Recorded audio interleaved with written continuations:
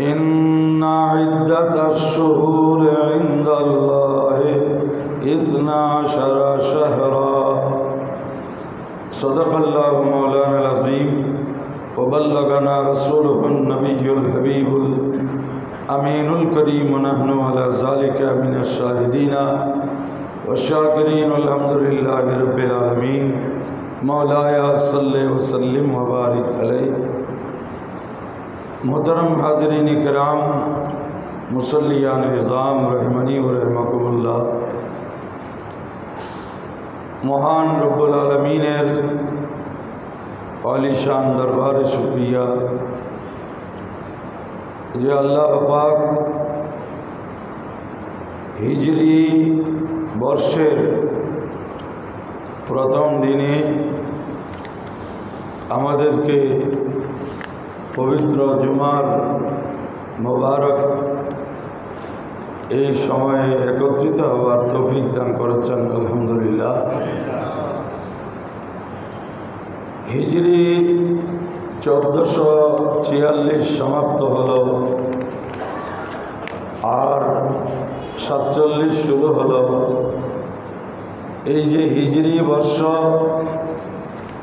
সেটা মুসলমানদের নিজস্ব সন তারিখ, কিন্তু অথচ আমরা ওইটার ব্যাপারে সবচেয়ে বেশি উদাসীন। আমাদের নিজস্ব এই তারিখটিকে আমাদের কাজে কারবারে বিভিন্ন ক্ষেত্রে প্রচলন দেয়া, এটা আমাদের মুসলমানদের নৈতিক দায়িত্ব এবং এটার পিছনে হুজুর সাল্লাল্লাহু আলাইহি ওয়াসাল্লামের জীবনের অনেক উল্লেখযোগ্য ঘটনা থাকলেও হিজরতকে কেন্দ্র করে সন তারিখের সূচনা করা, এটা মুসলমানদের কাছে হিজরতের মূল বিষয়টাকে জিয়ে রাখা, এটাই উদ্দেশ্য। হিজরতের মূল বিষয় হচ্ছে সর্বোচ্চ ত্যাগ। ত্যাগ ছাড়া কোনো কিছু সফল হয় না, সেটা মুসলমানের ধ্যান ধারণায়, চিন্তা চেতনায় যেন সর্বত্র সেটা বিরাজমান থাকে, চিন্তা চেতনার মধ্যে উপস্থিত থাকে। সেজন্যই এই সনের নাম হিজরতের সাথে এটাকে যুক্ত করা হয়েছে। হুজুর সৈয়দে আলম সাল্লাল্লাহু আলাইহি ওয়াসাল্লাম এবং সাহাবা কেরাম আলাইহিমুর রহমত ওয়া রিদওয়ান, যে ওনারা সর্বোচ্চ ত্যাগ করেছেন দ্বীনের স্বার্থে, শুধু দ্বীন ঈমানের স্বার্থেই ওনাদের এই বিশাল ত্যাগটা ছিল। তো সেটিকে ধরে রাখা, আলোচনায় রাখা, এটা আমাদের কর্তব্য। কিন্তু আজকে হিজরি নববর্ষকে নিয়ে এই সংখ্যাগরিষ্ঠ মুসলমানের দেশেও তেমন একটা আয়োজন, তৎপরতা চোখে পড়ে না। এটা কিন্তু দুঃখজনক। আমরা বাঙালি, সেই হিসেবে যদি বাংলা নববর্ষ আমাদের কাছে গুরুত্ব পায়, তো এর চেয়ে আরও বেশি গুরুত্ব পাওয়া দরকার ছিল হিজরি নববর্ষ। তো আল্লাহ তাআলার দরবারে শুকরিয়া যে আল্লাহ তাআলা আমাদেরকে যে হিজরি নববর্ষের এ মোবারক দিনে একত্রিত হওয়ার তৌফিক দান করেছেন এবং হিজরি বর্ষের প্রথম মাস মুহররমুল হারামকে ধরা হয়েছে, সেভাবে চলে আসছে। অথচ হিজরত মুহররমে হয় নাই, হিজরত হয়েছে সফরে।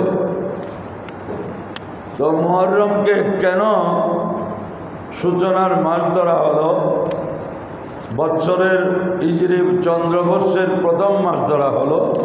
তার কারণ হচ্ছে দুটি। একে তো এই মুহররম আশহুরুল হুরুম, 4টি মাস যেগুলো সবচেয়ে বেশি সম্মানিত সেই মাসগুলোর মধ্যে একটি।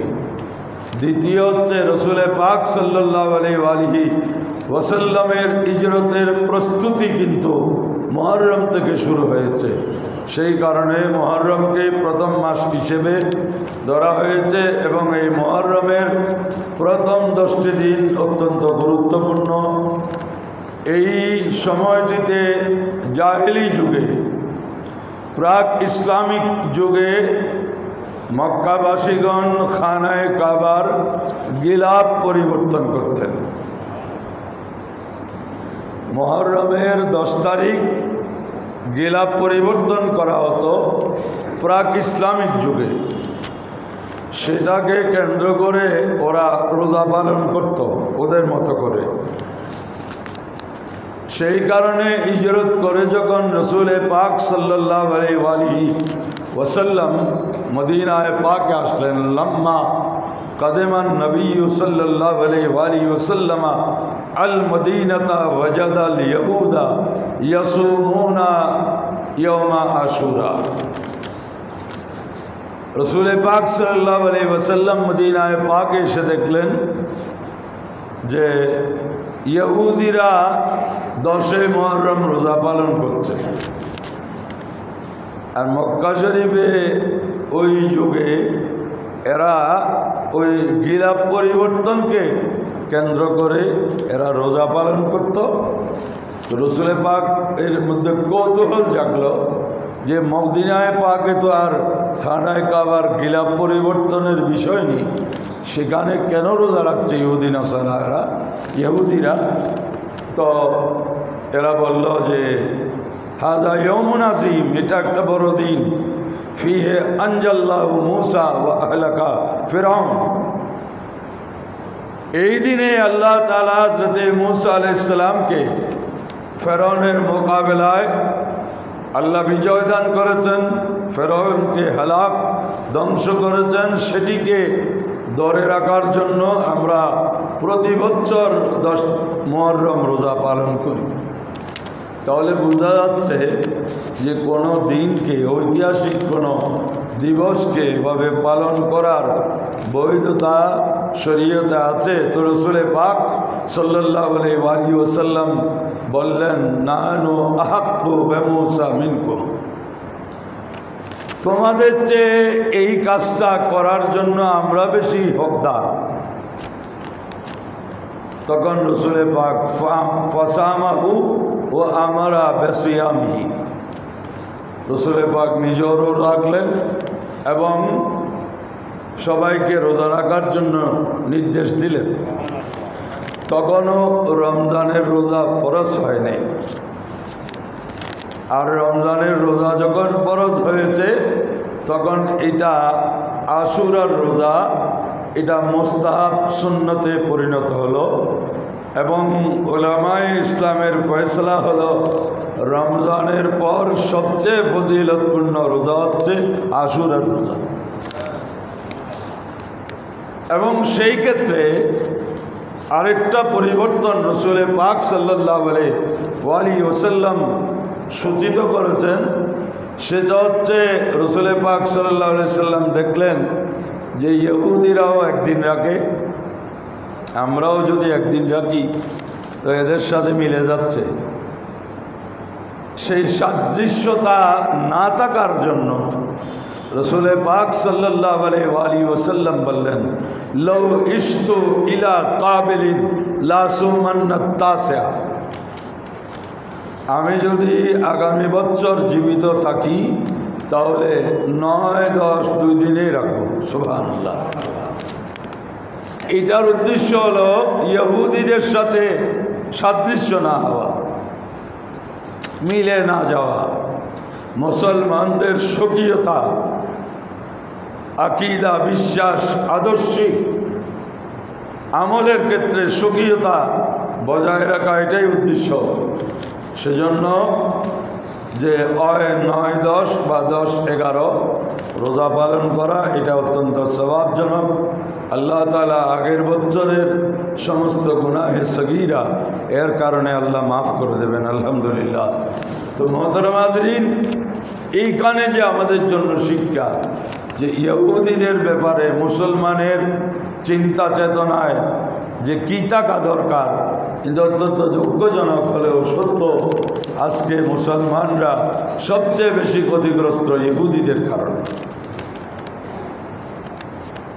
আর আমরা রসুল পাক সাল্লাল্লাহু আলাইহি সাল্লামের প্রতিটি নির্দেশনা মুসলমানের জন্য সবচেয়ে বেশি কল্যাণকর। আজকে মুসলমানের মধ্যে যে নেতৃত্বের প্রচণ্ড আকাঙ্ক্ষা, সেটা রসুল পাক সাল্লাল্লাহু আলাইহি সাল্লাম সেটাকে পছন্দ করেন নাই। বলেছেন তোমরা নেতৃত্ব চাইও না, বরং নেতৃত্বের জন্য নিজেকে যোগ্য করে তোলো। এখন আমরা নেতৃত্বের জন্য নিজেদের মধ্যে প্রতিযোগিতা দিয়ে প্রয়োজনে ইহুদির সাহায্য নিয়ে আমরা নেতৃত্ব দখল করার জন্য কাজ করি। ইতিহাসে তার যথেষ্ট প্রমাণ রয়েছে। এমনকি সন্তান বাবা মসনদে আছে, মারা যাচ্ছে না, সন্তান আর বরদাস্ত করতে পারছে না, এক সময় বাবাকে হত্যা করে সেই মসনদ দখল করেছে। ইতিহাসে তারও প্রমাণ মুসলমানের জন্য আছে। এটা বড় দুঃখজনক। রসুল পাক সাল্লাল্লাহু আলাইহি ওয়াসাল্লাম বুখারী শরীফের হাদিসে আছে, তিরমিজি শরীফের হাদিসে আছে, আল্লাহর হাবিব বলেছেন লা তাসআলিল ইমারা, নেতৃত্বটা চাইও না, বরং তুমি নিজেকে এইরকম যোগ্য করে তোলো মানুষ যাতে তোমাকে নেতা বানায়। মানুষ যখন তোমাকে যোগ্য মনে করবে তো তোমাকে নেতা বানাবে। ইন ভুল্লিতা ওইনতা, মানুষ যদি তোমাকে নেতৃত্ব তোমার হাতে তুলে দেয় তাহলে তোমার পক্ষে সাহায্য আসবে। আর যদি কলা কৌশলে নেতৃত্ব তুমি দখল করো তো তোমার দায়িত্ব তোমার উপর থাকবে। রসুল পাক সাল্লাল্লাহু আলাইহি ওয়াসাল্লামের এই নির্দেশনা, সেটা আমরা কতটুকু গুরুত্ব দিচ্ছি, কতটুকু অনুশীলন করছি। এখানে যোগ্যতা অর্জনের কোনো বিষয় নাই, যে কোনোভাবে যে কোনো ক্ষেত্রে নেতৃত্ব চাই, এই যে একটা মনোভাব, সেটা মুসলমানকে ক্ষতিগ্রস্ত করছে। রসুল পাক সাল্লাল্লাহু আলাইহি ওয়াসাল্লামের সেই নির্দেশনা আমরা অনুশীলন করছি না। মোহতারাম হাজরিন, এই মুহররমুল হারামে আম্বিয়ায়ে কেরাম আলাইহিমুস সালামের উপর অনেক পরীক্ষা নিরীক্ষা যেগুলো হয়েছে, এটা বর্ণনা এভাবে পাওয়া যাচ্ছে। প্রায় সব ঘটনাপুঞ্জ যে মুহররমে ঘটেছে, তো এই জন্য এই 10 দিনের গুরুত্ব অপরিসীম। সাথে সাথে সেটা মুসলমানের কাছে আরও বেশি আলোচিত, গুরুত্ব তাৎপর্যবহ হয়ে উঠল 61 হিজরির 10 মুহররমের পর থেকে। কারণ সেটা ইতিহাসে একটা বিরল ঘটনা যে মুসলমান হয়ে নিজে আপন নবীর নাতিদেরকে ওনার পরিবারের উপর ইতিহাসের সবচেয়ে নিষ্ঠুরভাবে নির্যাতন করা, এটা ইতিহাসে পাওয়া যায় না। সে কারণে এই ঐতিহাসিক কারবালার যেই ঘটনা, সেটাও গুরুত্ব পেয়েছে। সেটার গুরুত্ব আমাদেরকে এভাবেই বুঝতে হয় যে দুনিয়ার নিয়ম হলো কোনো ঘটনা ঘটে তারপর আলোচনায় আসে, কিন্তু দেখা গেছে যে কারবালার যেই ঘটনা, সেটা আগে আলোচনা হয়েছে, পরে ঘটনা হয়েছে। কারবালার যিনি মূল, কারবালার ঘটনার যিনি প্রাণকেন্দ্র, হুজুর সৈয়দে আলম সাল্লাল্লাহু আলাইহি ওয়াসাল্লামের প্রিয় নাতি, যার ব্যাপারে রসুল পাক বলেছেন হুসাইন মিন্নি ওয়া আনা মিন হুসাইন। ইবনে মাজাহ শরীফ, তিরমিজি শরীফ, সিয়াসিদ্দার সব কিতাবে এই হাদিসগুলো আছে। হুসাইন আমার, আমি হুসাইনের। হুসাইন আমার, আমি হুসাইনের। তার মানে রসুল পাক সাল্লাল্লাহু আলাইহি সাল্লাম এই দুইজনের মধ্যে সবচেয়ে বেশি ঘনিষ্ঠতা এটাই বোঝাতে চেয়েছেন। আহাব্বাল্লাহ মান আহাব্বা হুসাইনা, আল্লাহ ওই বান্দাকে মহব্বত করবে যিনি হুসাইনকে মহব্বত করে। সুবহানাল্লাহ। এই ধরনের অসংখ্য হাদিস যাদেরকে রসুল পাক সাল্লাল্লাহু আলাইহি ওয়াসাল্লাম এত বেশি মায়া করতেন, হযরতে খাতুনে জান্নাত ফাতেমাতুজ জাহরা রাদিয়াল্লাহু আনহার হুজরা, ওনার কক্ষ রসুল পাকের পাশেই ছিল। ওনারা কাঁদলেই রসুল পাক অস্থির হয়ে যেতেন, ওনাদের কান্না শুনলে দৌড়ে যেতেন। আর ওই নাতিরাও যে রসুল পাক সাল্লাল্লাহু আলাইহি সাল্লামের প্রতি এত ঘনিষ্ঠভাবে ছিলেন যে ওরা নামাজের অবস্থায় পর্যন্ত রসুল পাক সাল্লাল্লাহু আলাইহি সাল্লামের পিঠ মুবারকের উপর চড়ে বসতেন। হুজুর সাল্লাল্লাহু আলাইহি ওয়াসাল্লাম ওনাদেরকে পিঠে চড়িয়ে ওনাদের আনন্দ চাহিদা সেটা পূর্ণ করতেন। হযরতে ইমামে হাসানে মুজতবা রাদিয়াল্লাহু আনহু পিঠের উপর চড়েছেন। একজন বললেন, নেমাল মারকাব, কত শ্রেষ্ঠ বাহন। অর্থাৎ রসুলে পাক সাল্লাল্লাহু আলাইহি সাল্লামের পিঠ মুবারকের উপর চড়ছে। তো যিনি বললেন ইনি বলছেন যে কত শ্রেষ্ঠ বাহন। তো রসুলে পাক বললেন, শুধু বাহন শ্রেষ্ঠ নয়, নেমর রাকেব, যিনি আরোহণ করেছেন উনিও শ্রেষ্ঠ। সুবহানাল্লাহ। এইভাবে এই দুইজনকে হুজুর সাল্লাল্লাহু আলাইহি ওয়াসাল্লাম শুধু নিজে মহব্বত করেন নাই, উম্মতকেও বলেছেন তোমরাও মহব্বত করো। বলেছেন, আল্লাহুম্মা ইন্নী উহিব্বুহুমা, আয় আল্লাহ আমি এই দুজনকে মহব্বত করি। ফাহিব্বাহুমা, আল্লাহ তুমিও মহব্বত করো। ওয়াহিব্বা মান ইউহিব্বুহুমা, এবং আল্লাহ তুমি ওদেরকেও মহব্বত করো যারা এই দুইজনকে মহব্বত করে। এই দুইজনের প্রতি মহব্বতের বহিঃপ্রকাশ মূলত আল্লাহর মহব্বত অর্জনের একটা বড় সুযোগ। এই হাদিসগুলো সিহাহ মধ্যে প্রায় কিতাবগুলোতে বর্ণিত হয়েছে। রসূল করিম সাল্লাল্লাহু আলাইহি ওয়াসাল্লাম অন্য হাদিসে বলেছেন, হুসাইনুম বাদাতুম মিন্নি, হুসাইন আমার শরীরের একটি গোশতের টুকরা। এই যে বর্ণনাগুলো, এবং রসূল পাক সাল্লাল্লাহু আলাইহি ওয়াসাল্লাম যখন ইমামে হুসাইন রাদিয়াল্লাহু আনহুর জন্ম হলো, এর পরপরই হযরতে উম্মুল ফদল বিনতে হারিস রসূল পাক সাল্লাল্লাহু আলাইহি সাল্লামের চাচি হযরতে আব্বাস, আব্দুল্লাহ ইবনে আব্বাসের মা, আব্বাসের স্ত্রী উম্মুল ফজল লুবাবা বিনতে হারিস, উনি বললেন, ইয়া রাসূলুল্লাহ, আমি একটি বড় দুঃস্বপ্ন দেখেছি।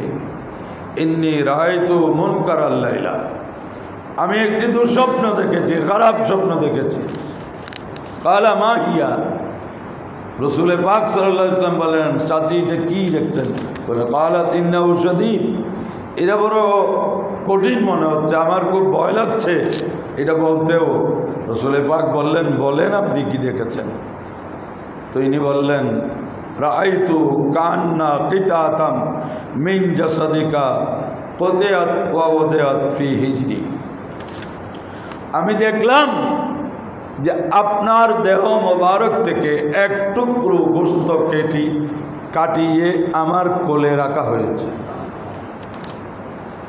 কান্না কিতাতাম মিন জাসাদিকা কুতিআত ওয়া ওয়াদিআত ফি হিজরি, আপনার দেহ মোবারক থেকে এক টুকরো গোশত কেটে আমার কোলে রাখা হয়েছে। রসূল পাক সাল্লাল্লাহু আলাইহি ওয়াসাল্লাম স্বপ্নের বর্ণনা শুনে বললেন, রাআইতে খায়রা,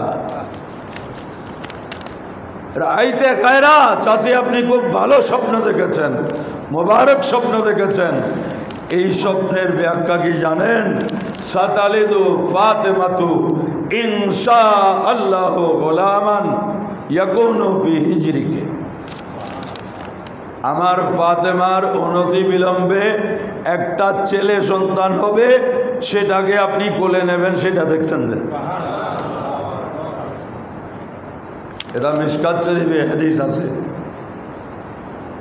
হযরতে উম্মুল বদল খুশি হয়ে গেলেন। এটা তো এই জন্য স্বপ্নের ব্যাখ্যা একটা কঠিন বিষয়। দৃশ্যত যেটা মনে হয় বা ভাবতে যেটা মনে হয় সেটা তার বিপরীত হয়ে থাকে। এই জন্য এই যে তাবিরের যেই বর্ণনাগুলো আছে, সেখানে নতুন নতুন ইমারত দেখলে, নতুন নতুন দালান কোঠা দেখলে বলে এটা বিপদের সংকেত, অথচ দেখলেন নতুন ঘর। আর যদি নতুন নতুন খবর দেখে, মানুষ কিন্তু ভয় পেয়ে যাবে ওইটাতে। নতুন নতুন খবর দেখলে বলে পুরাতন খবর হলে হয়তো আগে যারা মারা গেছে তাদের খবর মনে করতাম, কিন্তু নতুন খবর কার জন্য হচ্ছে নতুন, এই চিন্তায় তো ঘুম আসবে না আর। কিন্তু সেটার ব্যাখ্যা হলো যে নতুন খবর দেখা মানে ভবিষ্যতে নতুন ঘরের মালিক হবে। যে স্বপ্নের বিষয়টা এভাবে হয়। তো সেজন্য হযরত উম্মুল ফজল রাদিয়াল্লাহু আনহা ভয় পেয়ে গিয়েছিলেন, আর রসুলে পাক তার ব্যাখ্যা করলেন যে আমার ফাতেমার খুব সংক্ষিপ্ত সময়ের মধ্যে তার ছেলে সন্তান জন্মাবে, এটাকে আপনি কোলে নেবেন, সেটাই দেখেছেন। এরপর ফওয়ালাদাত ফাতেমাতুল হুসাইনা, এরপর পরেই হযরত ইমামে হুসাইন রাদিয়াল্লাহু আনহুর জন্ম হলো। রসুলে পাক সাল্লাল্লাহু আলাইহি ওয়াসাল্লাম আকিকা দিলেন দুটি খাসি দিয়ে। সেই জন্য দুটি দেওয়া সুন্নত, না হয় একটা দিলেও আকিকা আদায় হয়ে যাবে। তো এই সুন্নাতকে আমাদের সমাজে অনেকেই যখন লাভের ক্ষেত্র হয় তখন ফরজ বানায় ফেলে, যে না এটা নানার বাড়ি থেকেই দিতে হবে। আমার কাছে এই মধ্যে জিবরিল এসেছে, আকবরানি, আমাকে এই কথা জানিয়ে দিয়েছে, আন্না উম্মতি সাতাকতুলু ইবনি হাজা, আমার এই আদরের সন্তানকে আমার উম্মত শহীদ করে দেবে, সেজন্য আমি কান্না করছি।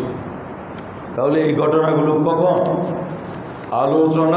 আলোচিত হচ্ছে? যখন উনি দুধের সন্তান, উনি জন্মের পর। তো এটা ব্যতিক্রমধর্মী ঘটনা, সেটা থেকেই বোঝা যায় যে এটা সংগঠিত হওয়ার প্রায় 54 বছর আগে আলোচিত হয়েছে।